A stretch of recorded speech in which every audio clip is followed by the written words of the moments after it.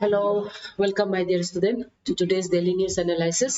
ये होगा आपका 14th and 15th जून 2026 का अरुणाचल टाइम्स का हम स्टार्ट करेगा। तो पहला जो न्यूज है, सिंस ये संडे और मंडे का है तो वो लंबा रहेगा। See the first news is feral horses in Paglam draw attentions. Okay, तो इसको हम थोड़ा सा देखेंगे ये हॉर्स से रिलेटेड। सो ये जो हॉर्स होता है it's a type of family of the horses. So ये पूरा इंडिया में आपका दिब्रू सैकिया बोल के एक नेशनल पार्क है जो असम में है, तो उसी में ये एनिमल्स को पाया जाता है। तो इसमें पहली बार because of the change in the monsoon climatic condition those animals जिसको हम फेरल हॉर्सेस बोलता है, ठीक है, ये feral horses all the way Dibru Saikhowa जो नेशनल पार्क है असम में, वहां से वो लोग आके अभी as of now lower Dibang valley district in Arunachal Pradesh में देखा गया है। दैट इज द न्यूज, ठीक है। सो ये जो हॉर्सेस होता है फेरल हॉर्सेस बहुत ही स्मॉल ग्रुप्स में गेजिंग करता है ओवर द सेवरल मंथ्स, ज्यादातर वेस्टलैंड एंड रिवरियन ग्रासलैंड्स में। एंड एज ऑफ नाउ आपका जो wild life expert consultant of ये वाइल्ड लाइफ कंसल्टेंट एक्सपर्ट जिसका नाम विश्वजीत थाइंग है, ये अर्ज कि जितना भी लोकल कम्युनिटीज है, लोकल पीपल लोग है, वो लोग ये जो एनिमल्स है जो हर्ट करने के लिए यहाँ पे जो आया है उसको डिस्टर्ब न करें। ठीक है। सो इसका जो presence in lower Dibang valley basically ये बहुत ही सिग्निफिकेंट पोटेंशियलिटी को शो करता है कि ये जो एरिया है लोअर दिबांग वैली का अंदर में वो इको टूरिस्ट का हब के अंदर में, साथ ही साथ एक फॉरेस्ट डिपार्टमेंट प्रोटेक्शन के अंदर में इसको डाला जा सकता है। ओके, सो दिब्रू सैकिया ये जो नेशनल पार्क असम में है, ये बहुत फेमस है क्योंकि ये इंडिया का ओनली नेशनल पार्क जहाँ पे फेरल हॉर्स पॉपुलेशन पाया गया है। नाउ ये जो पॉपुलेशन जो हॉर्सेस है feral horse, it is believe कि ये horses were left during the world war का जो वार था, है ना, वर्ल्ड वॉर 2 का जो वार है, उस समय में जो एलाइड फोर्स ने उसको पीछे छोड़ दिया था और उसी से ये यहीं पे सेटल्ड हो गया है। Okay, so Dibru Saikhowa wild national park ये एनिमल्स के अलावा ये बहुत ही इंपॉर्टेंट बायोस्फीयर रिजर्व के अंदर में भी आ जाता है। एंड यहाँ पे important white wing wood duck जो है वो भी बहुत रेयर फौना के अंदर में इसके अंदर में मिलता है। ठीक है, तो सबसे बड़ा कंजर्वेशन चैलेंजेस एंड मैनेजमेंट ये हो सकता है ह्यूमन वाइल्ड लाइफ का इंटरेक्शन हो सकता है, सिंस माइग्रेशन और ह्यूमन डोमिनेटेड वेस्टलैंड में आता है। इसकी वजह से because of the habitat pregnance की वजह से यहाँ पे competition for the domestic sources हो सकता है और इसमें एक वाइल्ड लाइफ और ह्यूमन के बीच में अल्टरकेशन हो सकता है। ओके, उसके बाद क्लाइमेट एंड एनवायरमेंटल स्ट्रेसर जैसे कि आपका ऑनगोइंग मॉनसून पीरियड में ये फोर्स करता है एनिमल्स को उसका नेचुरल आइलैंड से कहीं और मेनलैंड बैंक्स में जाना। ओके, सो ये feral horses scientific name equus ferus caballus. So it is believe कि ये वर्ल्ड वॉर 2 का कनेक्टिविटी जहाँ पे ब्रिटिश का कैलेगरी एंड वार में इसको यूज किया गया था, एंड आफ्टर द वार इसको अबैंडन करके ये area Tinsukia borders of the Assam में रख दिया है। सो आफ्टर दैट ये एनिमल्स ओवर द ईयर यहीं पे रह गया। Now despite being a domestic animals initially, as of now ये लोग अपना जो wild instinct, reversing wild instinct देखने को मिला है, वो लोग acute survival instinct and minimal tolerance towards human देखने को मिलता है। एक्टिवली भाग जाता है, डिफेंस मैकेनिज्म दिखाता है अगर अप्रोच करने से। ओके, सो तो वो लोग कम्प्लीटली हर्ड में रहता है। हर्ड मीन्स वो लोग का अपना क्राउड में रहता है, male female young offsprings, okay, ये फॉर्मेट पे रहता है। डन, इतना आपको जानना होगा। ओके, सो बेसिकली हमारा जो ह्यूमन इंटरवेंशन की वजह से फ्रेगमेंटेशन, हैबिटेट फ्रेगमेंटेशन की वजह say that might be one of the factors, monsoon factors तो ही है। तो आपको ये एनिमल्स को जानना है, इंडिया में कहाँ मिलता है ये जानना है, as of now Arunachal Pradesh में कहाँ है उतना जानना है excuse me. Next, lieutenant general Dhiraj Seth appointed next chief of Indian army. Now Dhiraj Seth, ये नाम को आपको याद करना है, इंडिया का next chief of army staff of Indian army, उसमें लेफ्टिनेंट जनरल जो है धीराज सेठ को अपॉइंट किया जा रहा है। ओके, तो ये जो मिनिस्ट्री ऑफ डिफेंस इसको अनाउंस किया है and Dhiraj Seth is currently serving as a vice chief of the army staff. वो जून 30 तक ये ऑफिस को रिज्यूम करने वाला है। ओके, सो प्रीवियस वाला जो है वो था चीफ जनरल उपेंद्र तिवारी, ये द्विवेदी, ठीक है। सो ये प्रीवियस कौन गया है, नया कौन है वो जरूरी है। सो अबाउट द जनरल से वो नेशनल डिफेंस एकेडमी से कनक वासला से वो उसका एलुमिनीस रह चुका है। He is a very expert strategic planners और उसका बहुत कंट्रीब्यूशन रहा है for the modernisation of Indian army.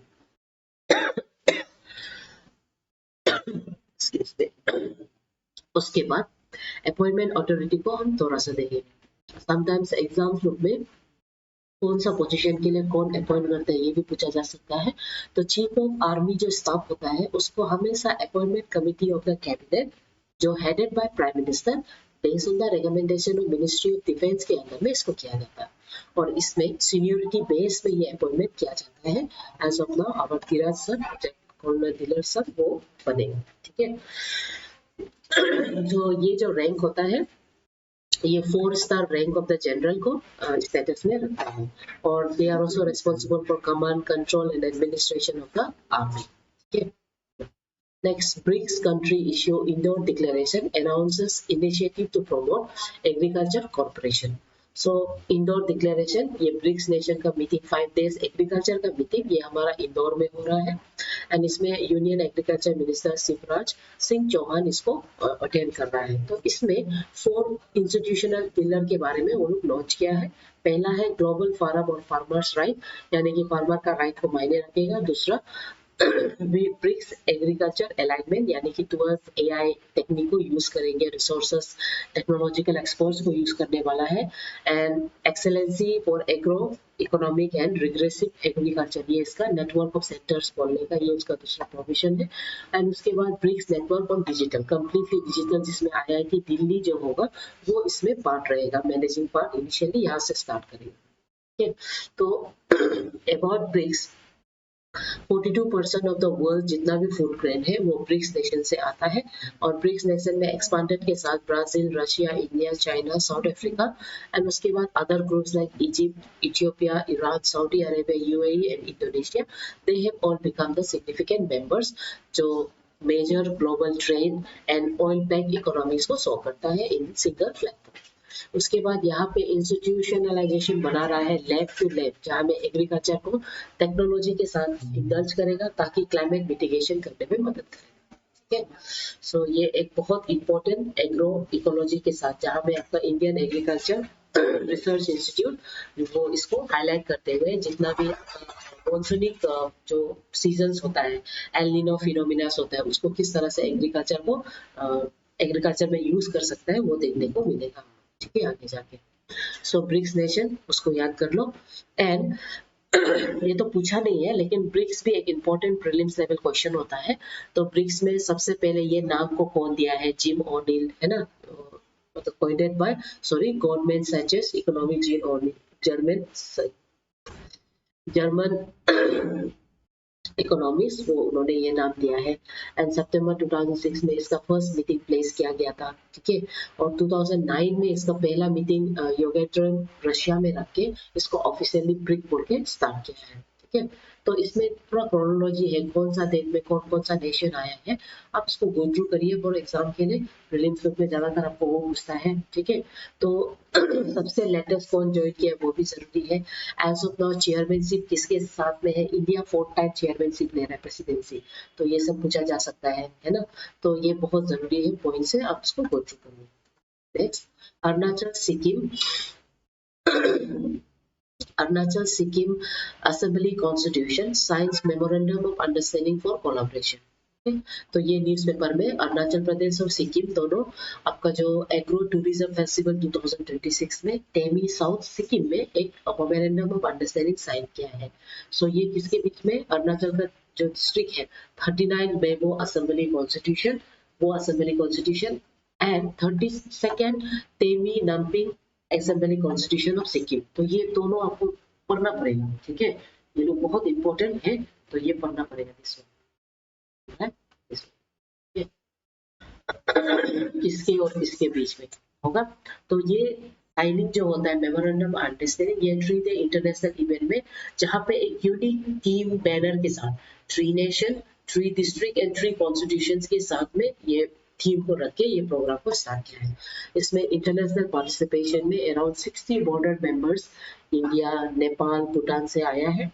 And उसके बाद यहाँ पे अरुणाचल प्रदेश का 25 इंस्टीट्यूशनल मेंबर जो मर्मो कॉन्स्टिट्यूशन से है अंडर द ओकेन टाइम वहाँ का एमएलए, उसके साथ में जिसमें एंटरप्रेन्योर्स है, सेल्फ हेल्प ग्रुप है, टूरिज्म एक्सपर्ट है, वो लोग सिक्किम में गया है ताकि वो लोग वो एक्सचेंज एंड उसका आइडिया को गेन कर सके अबाउट द ऑर्गेनिक फार्मिंग।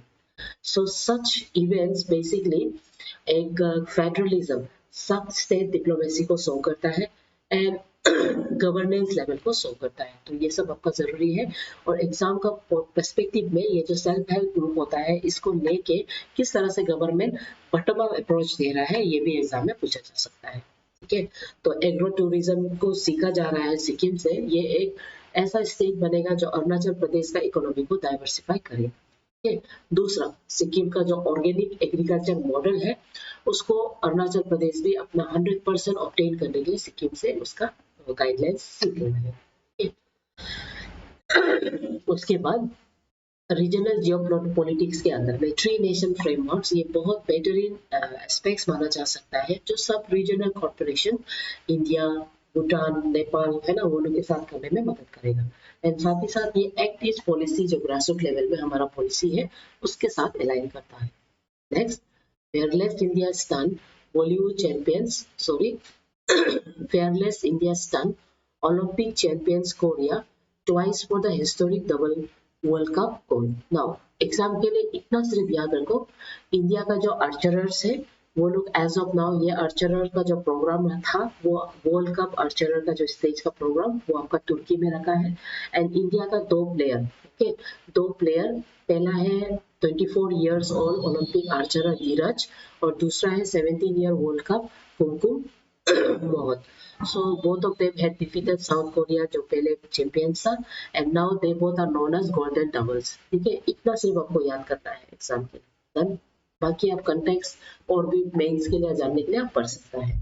ठीक है, so multiple choice question MCQ से हम स्टार्ट करेंगे। Consider the following statement about the feral horses in India. Feral horse is completely wild native species that have never been domesticated in Indian history। ये तो गलत है, वो लोग पहले डोमेस्टिकेटेड था, एज ऑफ नाउ वो लोग वाइल्ड हो चुका है।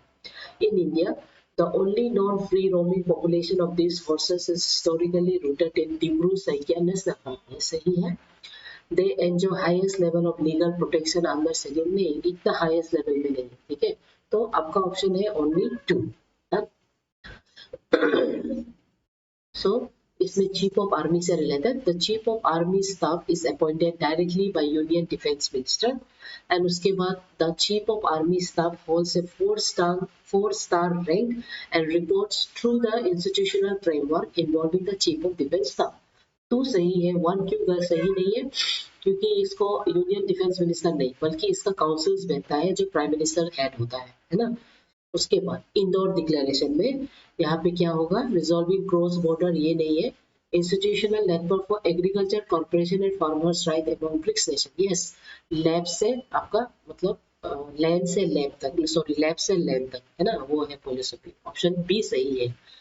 उसके बाद फुल सोवरेन मेंबर, रिसेंटली 2026 में कौन फुल सोवरेन मेंबर बन गया है, तो इसमें इजिप्ट, इंडोनेशिया, सऊदी अरेबिया ये सब है।